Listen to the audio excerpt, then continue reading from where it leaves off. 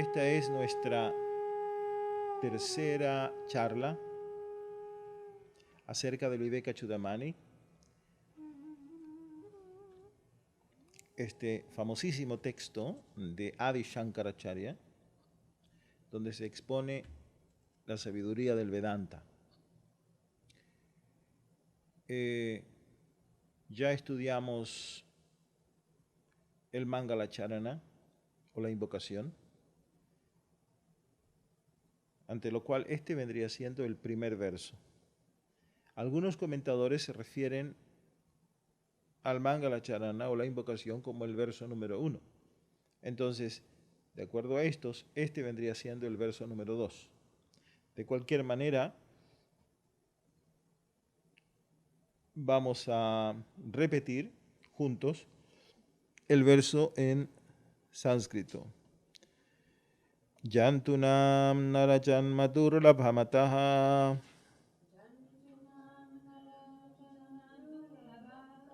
pomstvam tato viprata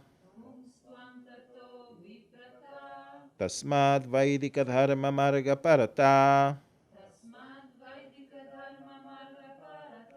vidvatvam asmat param atmanatma vivechanam swanubhavo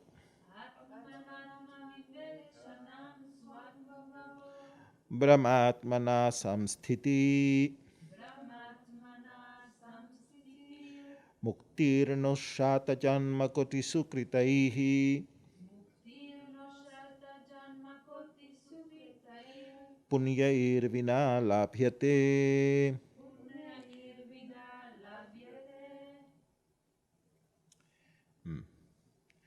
Para todos los seres vivientes, un nacimiento humano es sumamente raro. Más difícil aún es el logro de la masculinidad. Más raro aún es poseer cualidades brahmínicas. Aún más raro es la devoción a la religión védica. Superior a esto es la erudición en las sagradas escrituras, el discernimiento entre el ser y el no ser, la realización y el establecimiento en Brahman. Mukti o la liberación no se logra sino mediante merecidos méritos de 1.000 millones de nacimientos. Tenemos muchas palabras muy interesantes en este verso. Yantunam narajanma durlabhamataha.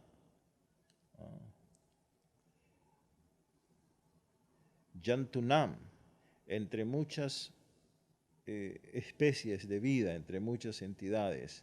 Narajanma, el nacimiento humano. Durlabham, durlabhamataha. Durlabham es raro, escaso. Pomstuam, hombría, masculinidad. Viprata, de brahmana.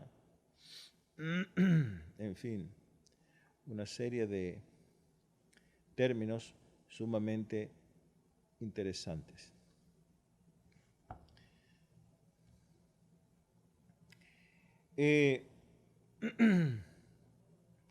Yantunam narajanma durlabhamata se refiere a la rareza de la vida humana. Shankara comienza este verso refiriéndose a la rareza de la forma humana de vida.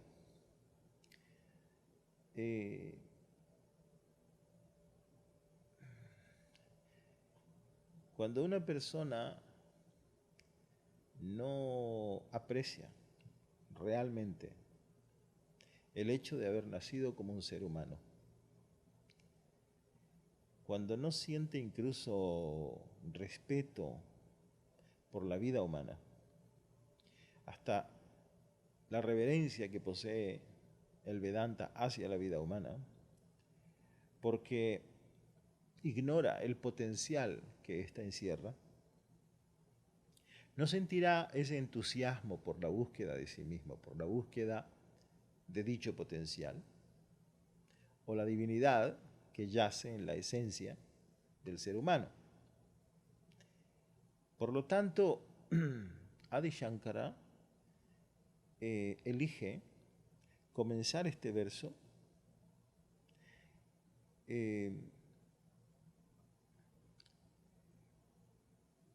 indicando, señalando la importancia de esta oportunidad que se nos ha brindado con el nacimiento como ser humano. Generalmente, si observamos a nuestro alrededor, en la sociedad moderna especialmente, nosotros vemos que se ha perdido mucho del respeto, la reverencia, el aprecio hacia la vida humana. Incluso si uno conversa con diferentes personas, verá que sí, nací como ser humano, pero no tengo dinero, tengo problemas. No, eso no es un motivo de felicidad casi. ¿A qué se debe esta falta de reverencia hacia la vida humana? Especialmente al hecho de que en la sociedad humana el centro de nuestro interés está constituido por la satisfacción de los sentidos. Todo el mundo se esfuerza a diario por lograr satisfacer sus sentidos de manera más apropiada, mejor, más satisfacción de los sentidos. Todo el mundo se mueve a diario y si los vemos por tratar de ver más televisión, beber más alcohol, comer más, bailar más, disfrutar más del sexo, etcétera, etcétera, fumar más, disfrutar más y más de los sentidos. Eso es lo que nos mueve. Una persona que es exitosa o que es considerada de éxito en nuestra sociedad, por lo general está relacionada o la relacionamos con alguien que logra satisfacer sus sentidos más libremente, satisface más sus sentidos. Ahora, dentro de una sociedad con un concepto como este, la forma humana de vida no es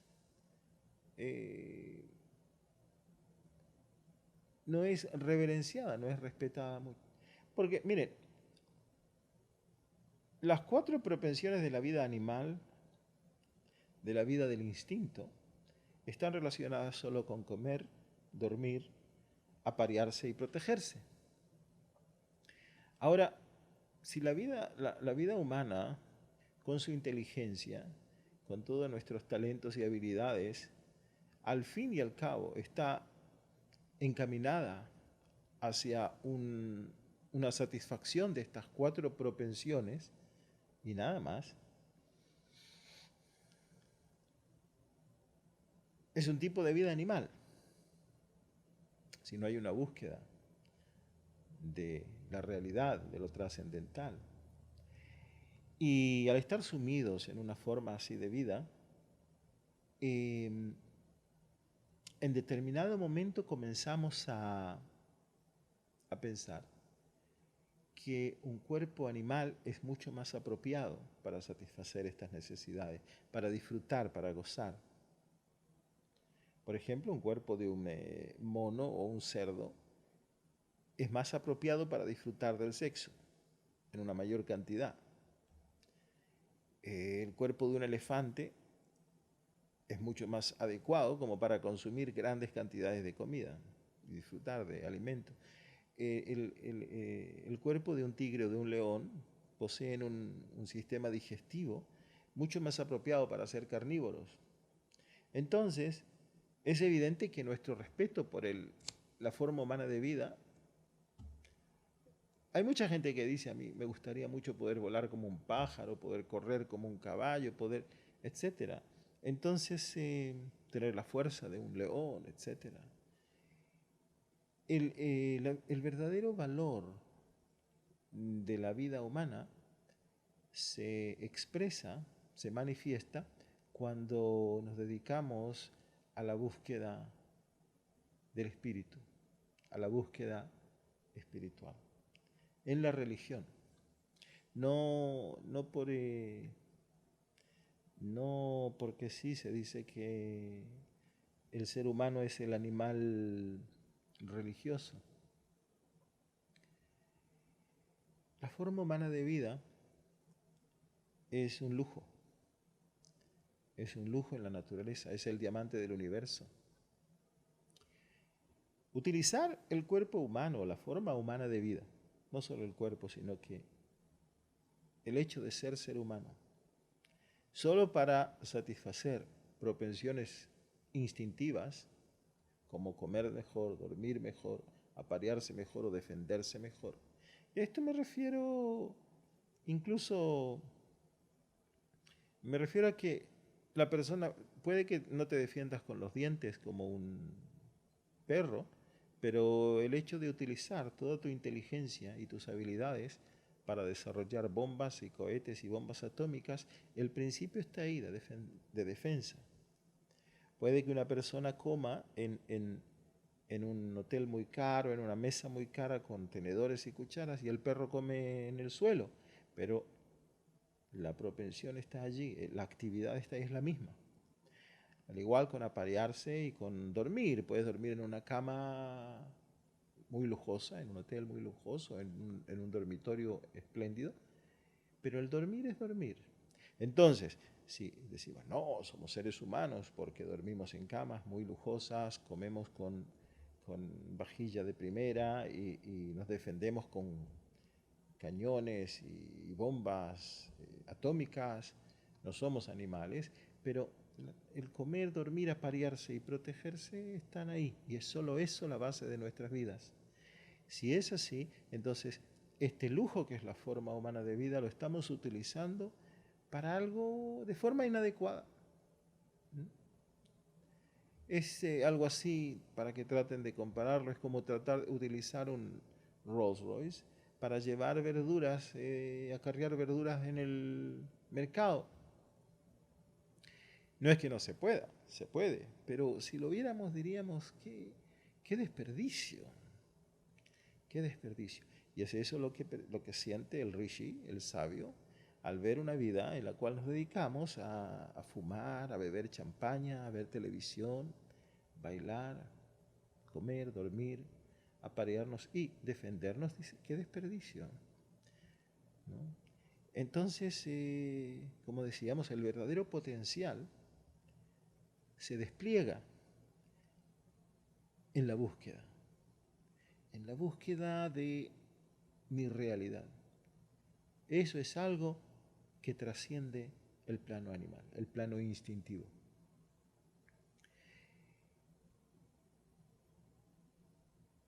El ser humano es algo completamente diferente al animal. Eso es un hecho. El animal es instinto. El animal, digamos, en este proceso educativo, llamémosle, que es la creación, en el cual la conciencia trata de hacerse consciente de sí misma, y para tal efecto, el mar tenía que crear algo diferente de lo mismo, una ola, una burbuja. La conciencia debía ocultarse a sí misma lo uno sin segundo, en una dualidad, y para tal efecto se fue manifestando desde un mineral, vegetal, pasando por peces y monos, perros, gatos, etcétera, etcétera, hasta llegar al ser humano. El ser humano es claro, está claro que es el fin de algo y el comienzo de algo completa y absolutamente diferente.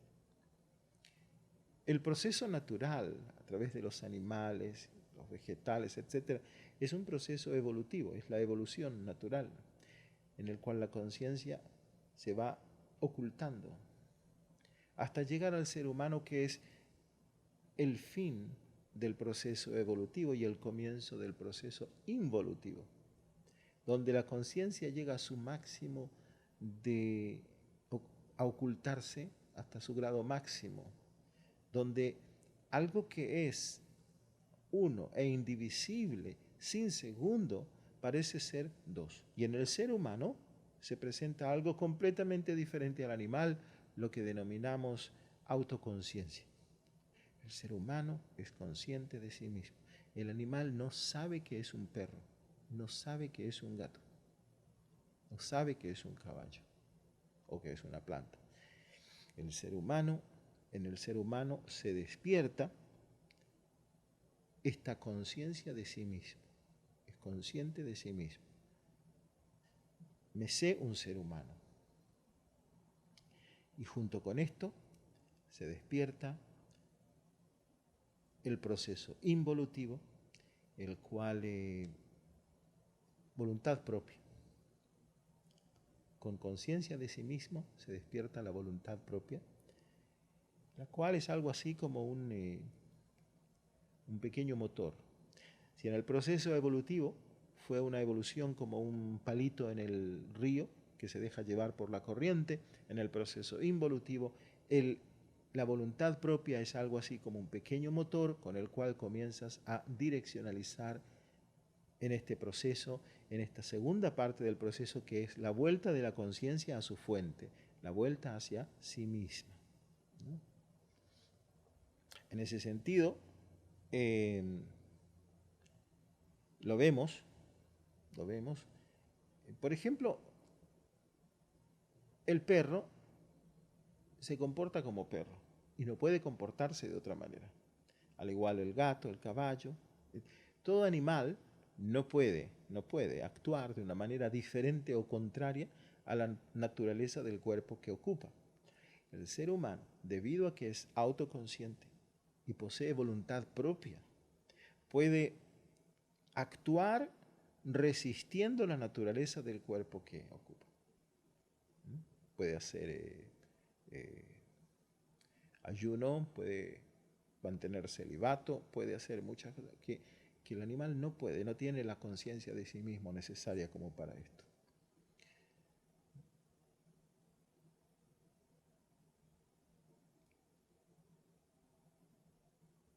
El ser humano no es algo terminado. El animal es instinto. El animal es instinto, pertenece al reino del instinto, instintivo.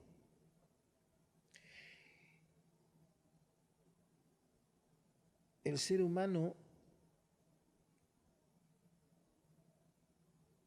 es un proceso. Es un proceso desde el instinto hacia la divinidad. Es un puente entre lo instintivo y lo celestial, pasando por lo intelectual, por la mente. Y es este proceso el cual Shankara plasma en este verso maravilloso.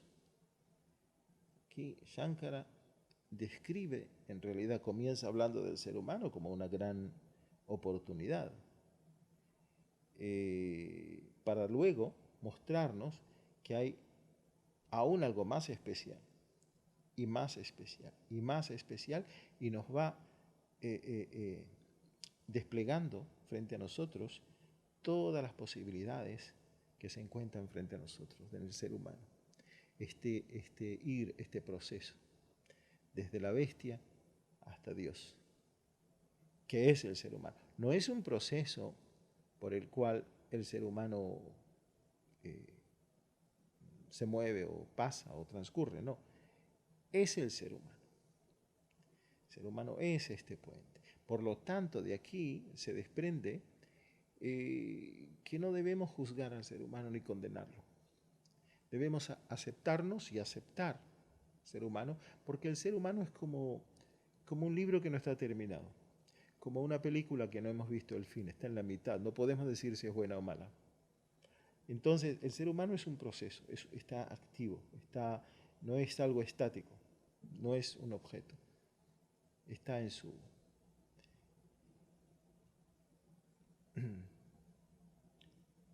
El proceso está frente a nosotros. Entonces se dice, Yantunam narajanma durlabhamataha, durlaba es extraño, raro, especial, precioso. Pero hay algo aún más raro, que es pumstuam. Pumstuam, hay quienes lo traducen pumstuam como ser hombre. Entonces, en el pasado, sociedades machistas dicen, bueno, ser hombre es superior a la mujer. Es más suerte, es más raro. Pero este no es el verdadero significado. Los rishis, como Shankara, no están ocupados con el mundo de nombres y formas, sino que más bien con valores internos. Y entonces Shankara se refiere a la hombría, a la masculinidad. Se hablan de cualidades masculinas que son necesarias en el proceso de evolución, en el proceso de desarrollo.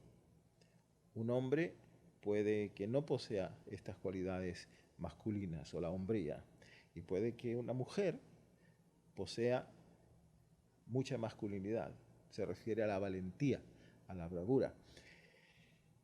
En el sendero del Vedanta es imprescindible valentía, es imprescindible masculinidad o hombría, porque hay que considerar que en nuestra búsqueda interior nos debemos enfrentar a muchas debilidades, errores.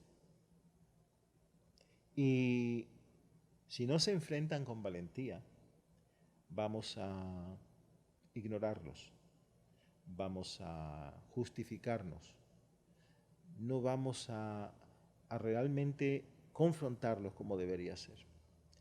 Entonces, esta hombría es absolutamente imprescindible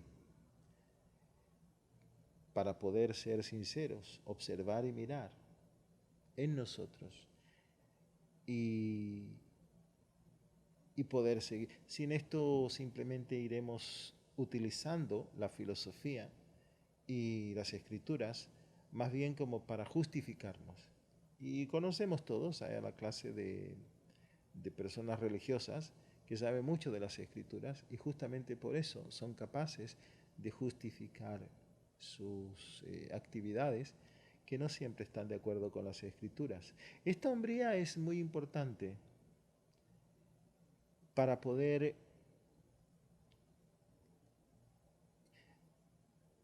actuar de la manera que hemos aprendido o de acuerdo a lo que conocemos y sabemos. Mucha gente sabe mucho, pero no actúa de acuerdo a lo que sabe. Precisamos esta masculinidad para adherirnos a lo que sabemos, aunque en muchas oportunidades no nos sea cómodo, no nos sea confortable, pero adherirnos a lo que sabemos. Es muy importante. Pumstvam. Pumstvam tattva viprata.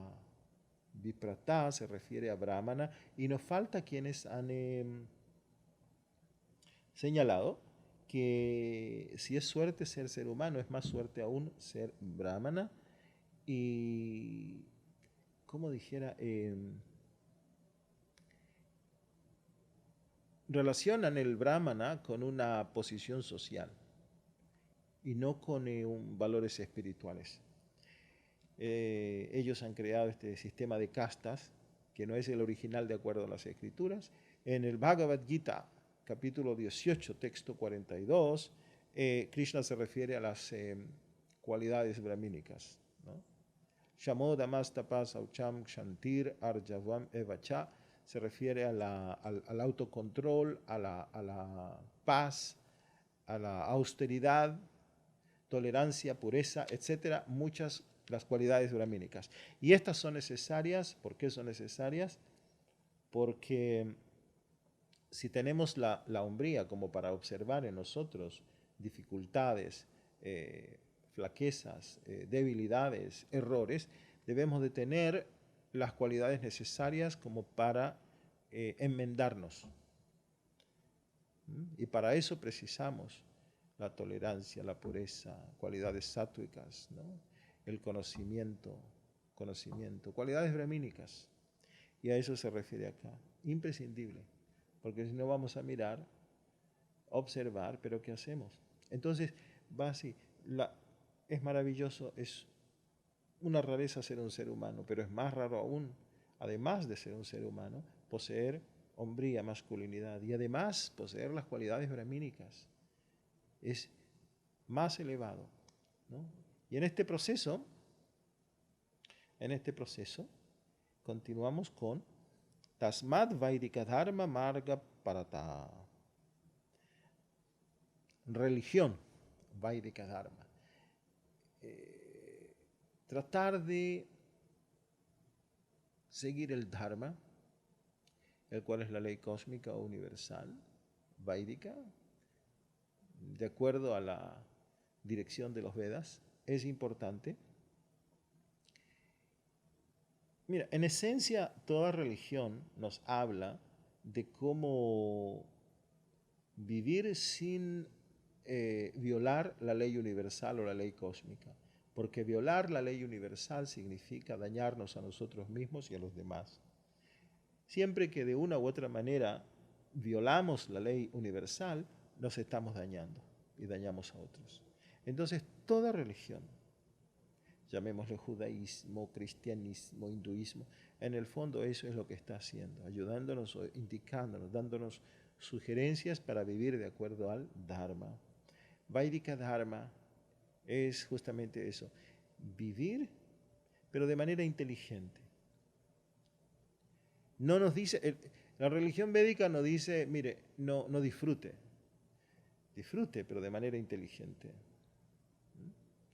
Disfrute de manera inteligente. Usted puede hacer todo, puede obtener riqueza, pero hágalo de manera inteligente, que no se dañe usted ni dañe a los demás.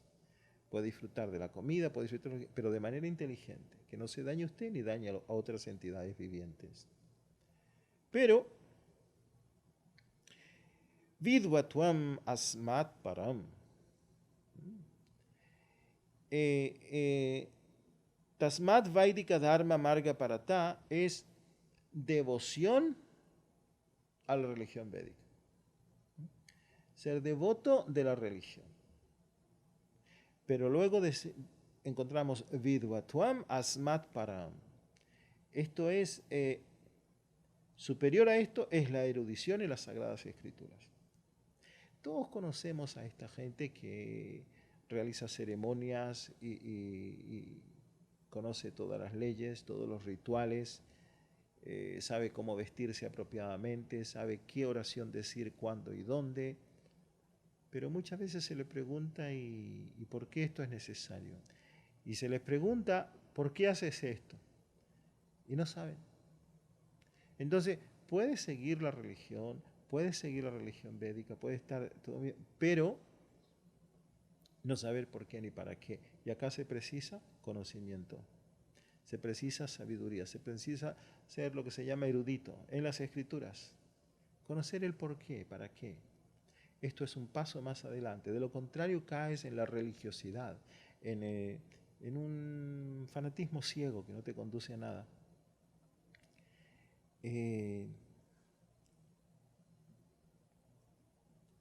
Ahora, llegamos al plano de la erudición en las escrituras.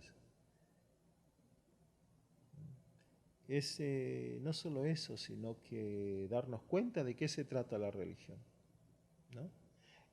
Cuando decimos Tasmat Vaidika Dharma Marga Parata, estamos hablando de la devoción a la religión. Específicamente acá se refiere al Dharma védico, a la religión védica. Vaidika Dharma, Sanatana Dharma, pero en general la religión. Pero todavía hay una devoción, pero no hay, o sea, solo quien es Vidvatmam Asma Param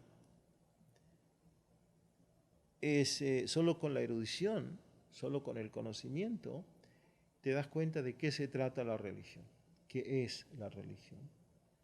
La religión no es solo un ismo, judaísmo, hinduismo, budismo, cristianismo. La religión es una experiencia existencial. Es una experiencia existencial. La religión es algo así como una puerta, ¿no? Es algo así como una ventana. Es un lente, algo que te muestra una puesta de sol, te muestra una noche estrellada, te muestra el bosque. A través de la religión puedes pasar y tener un encuentro con aquello, pero no hay definición para aquello que la religión te muestra. No hay una definición para aquello que la religión te hace accesible a algo, a lo divino, a lo trascendental. No hay manera de definirlo. Entonces es una experiencia existencial porque tu encuentro con la divinidad, con lo divino, con el todo, es algo que no está relacionado con ese marco de la puerta. Entonces, la religión es ese marco de la puerta, esa ventana, y eso lo comprendes un paso más adelante, más allá de ser religioso. Lo cual te conduce necesariamente Atmanatma Vivechanam Swanubhavo. Atmanatma Vivechanam. Viveka. Atmanatma, la diferenciación entre lo que es Atma y Anatma, lo que es ser y lo que es no ser.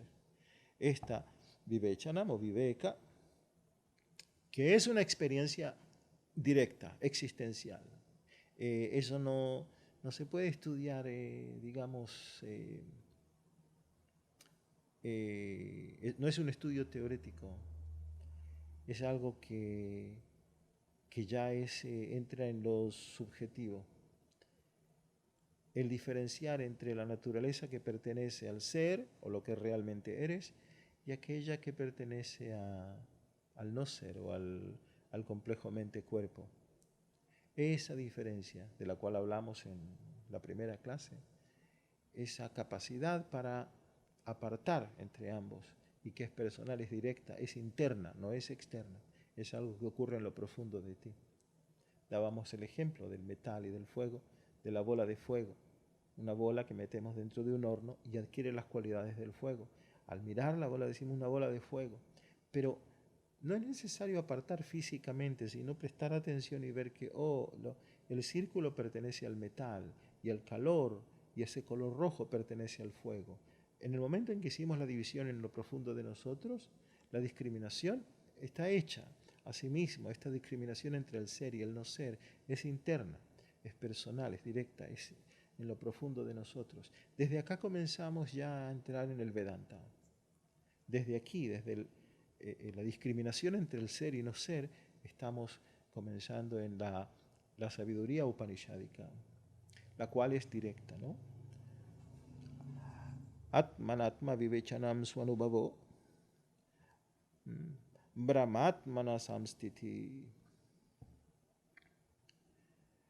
Esto desemboca en el establecimiento en Brahman, la realización en Brahman en lo absoluto. Estamos acá ya a niveles, pasamos la etapa de la religión, la erudición de las Sagradas Escrituras. En la etapa de la religión todavía estamos hablando acerca de lo que le pasó a Shankara, lo que le ocurrió al señor Chaitanya, lo que le pasó a los rishis de la antigüedad. Acá, después de la discriminación entre el ser y el no ser, después ya de que es una experiencia existencial entre tú y tú mismo, ¿no? Llegamos al establecimiento en Brahman, en lo absoluto, es decir, lo que te pasa a ti. Ya dejamos de hablar acerca de recetas y de comida y empezamos a comer, es lo que te pasa. Y es un establecerse en Brahman, en el sentido de establecerse todo el día, cada minuto, cada hora, constantemente establecido en el absoluto. Es la experiencia de lo que realmente eres. No estamos hablando de algo que puede ser adquirido a través de un método, a través de un sistema. Estamos hablando simplemente de darnos cuenta de que siempre hemos sido lo que andábamos buscando, que esto estaba oculto simplemente por la ignorancia, pero ya somos aquello que andamos buscando. Lo que andamos buscando es a nosotros mismos, lo que realmente somos. Y esto es mukti, se considera mukti o liberación. ¿Liberación de qué? No es liberación de algo, de alguien, sino que liberación de nosotros mismos. Liberación del cautiverio, la esclavitud de la mente. Nos liberamos de la imagen. Nos liberamos de lo que creemos ser o de nuestra propia ignorancia. Esa es la increíble visión vedántica, que no se trata de conseguir algo que no tenemos, sino de darnos cuenta de que siempre lo hemos poseído. No se trata de llegar a algún lugar, sino de darnos cuenta de dónde nos encontramos. Ya eres todo lo que deseas ser. Ya posees todo aquello que buscas. Lo eres tú. Dios se encuentra en ti como tú. Y eso es lo que andas buscando. Y esa es la grandeza de la forma humana de vida. Que todo el potencial ya se encuentra en ti. Está en ti. Y este es el proceso del cual hablábamos en el principio. Es un proceso evolutivo y la prueba está en las últimas líneas donde dice Muktir no shatajan makoti sukritaihi punya ir vinalabhyate. Dice, Mukti, la liberación, no se logra sino mediante merecidos méritos de 1.000.000.000 de nacimientos. Se requieren sadhana, un trabajo de 1.000.000.000 de nacimientos. O sea, es un proceso evolutivo, ¿no? Que podemos decir largo, pero en la eternidad no es mucho. Es un abrir y cerrar de ojos. Un abrir y cerrar de ojos. Y es muy interesante porque lo que acá se menciona es que la gente puede decir, por ejemplo, así como cuando sube un artista, sube al escenario, ¿no? Un maestro de armonio, de tabla o de citar, y comienza a tocar, podemos decir, oh, qué bello, qué maravilla, qué milagro, cómo este hombre subió al escenario y toca tan bonito, ¿no? O incluso un deportista, alguien que hace un deporte y lo hace, cualquier actividad que requiere un bailarín, sube al escenario y comienza a bailar y decimos, oh, qué maravilla. Pero debemos tomar en cuenta que lo que esta persona está mostrando es el resultado de una práctica muy larga. Todo esto no lo ha logrado ahora que subió al escenario. Asimismo, así como en un artista vemos horas y horas de inversión de tiempo y energía que se expresan ahora en un escenario, ocurre con nuestra aparición en este mundo. Vemos seres como Ramana Maharshi, Ananda Mayama, Swami Shivananda, Ramakrishna Paramahansa, tantas grandes luminarias, ¿no?, del hinduismo, y decimos, bueno, ¿cómo es posible que una persona nazca y a tan temprana edad se ilumine y sea un santo? Algo tan... Esto no es justo, ¿no? Y otra gente que puede meditar y no pasa nada. Bueno, esto es lo que quiere decir, que este proceso requiere muchas vidas. Y nosotros no podemos saber qué ha pasado esta persona en vidas pasadas, cuánto ya ha estudiado y practicado. Y posiblemente ahora ya es prácticamente su última o sus últimas vidas antes de una liberación o mukti. Un Jesús, un Buda, no se hacen en una vida, ¿no? Asimismo como eh, un músico como Ravi Shankar no se hace en una subida a un escenario, requiere una práctica, un estudio, etc. A eso se refiere este verso. Y ese es el proceso. Desde un principio hablábamos, el ser humano es un proceso, pero no de una vida. Miles y millones de vidas que se van lentamente. En cada una vamos aprendiendo algo. Y por eso debemos ser más cuidadosos cuando hablamos de, por ejemplo, debilidades, caídas en el ser humano, ¿no? Alguien se cayó, a veces escuchamos, decimos, este yogi, oh, tiene una caída. O me dicen, yo tengo debilidades que no logro superar, estoy apegado, qué sé yo, cosas que no son apropiadas para un yogi. No importa, está bien, está bien. Porque no, el hinduismo no tiene ese concepto de que si pecas te vas al infierno y si eres un santo te irás al paraíso y se acabó. No hay término medio. Entonces no debemos, digamos, en una religión así, pensamos, bueno, si la persona es un pecador se va al infierno. Está todo terminado, todo perdido. Y si es un santo, al paraíso.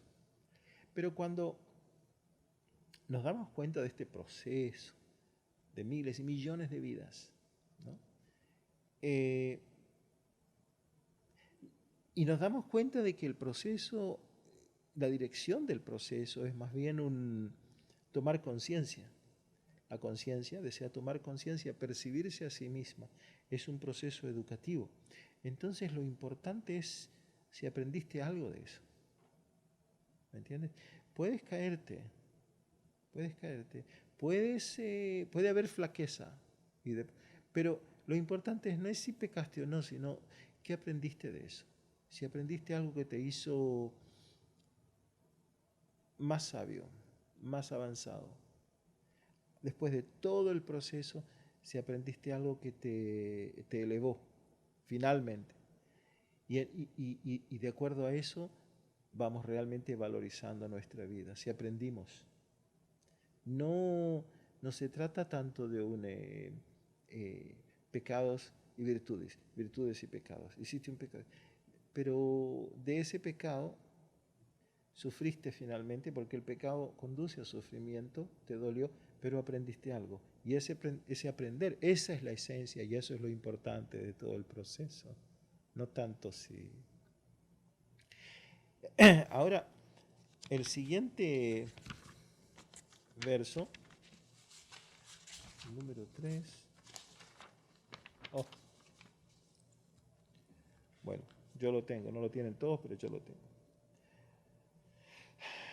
Durlabham trayameva itad devanugraha hetukam manushyatvam mumukshutvam mahapurusha samshrayah.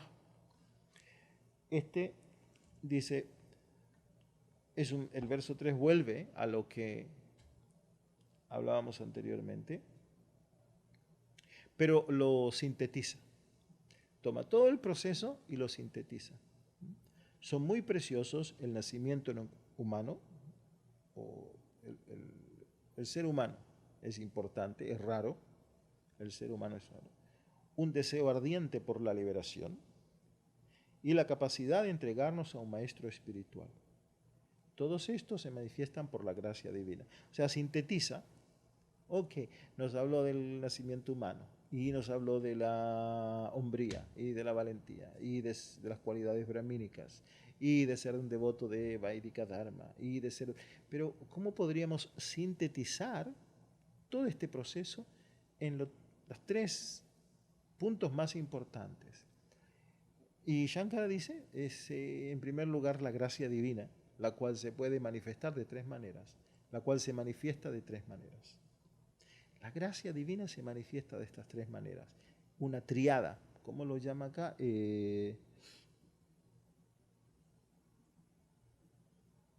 Tráyame vaita, es una triada.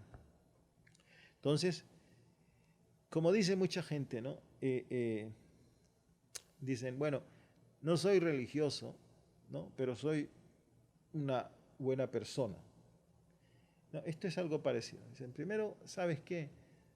Vaidika Dharma, esta religión, la otra. Primero, ser una persona. Es raro ser una persona. Y ser una persona o un ser humano incluye un montón. Incluye mucho. Incluye una compasión, incluye tomar en cuenta a nuestro prójimo.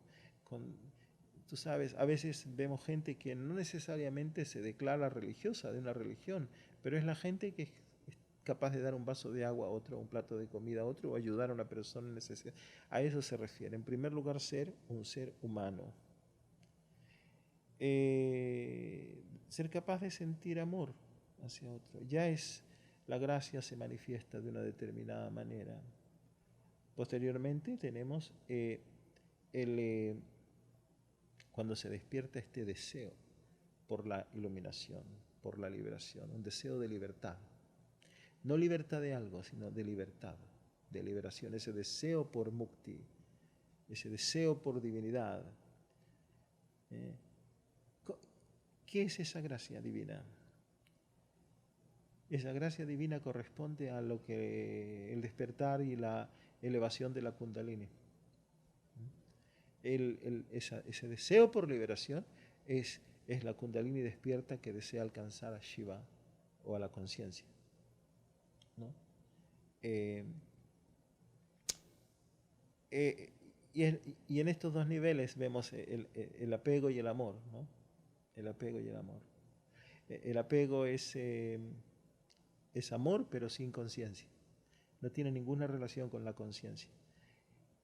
En esta ansia, esta sed, esta hambre por obtener liberación, cuando la Kundalini Shakti se despierta, pero en relación a Shiva Shakti, desea llegar a Shiva, ¿no? Hay un amor pero consciente. Amor pero consciente. Y la tercera es el obtener el cuidado, la protección de un Mahapurusha, es la palabra. Mahapurusha Samshrayaha. Mahapurusha es un gran ser, un gran ser. Eso es un maestro espiritual.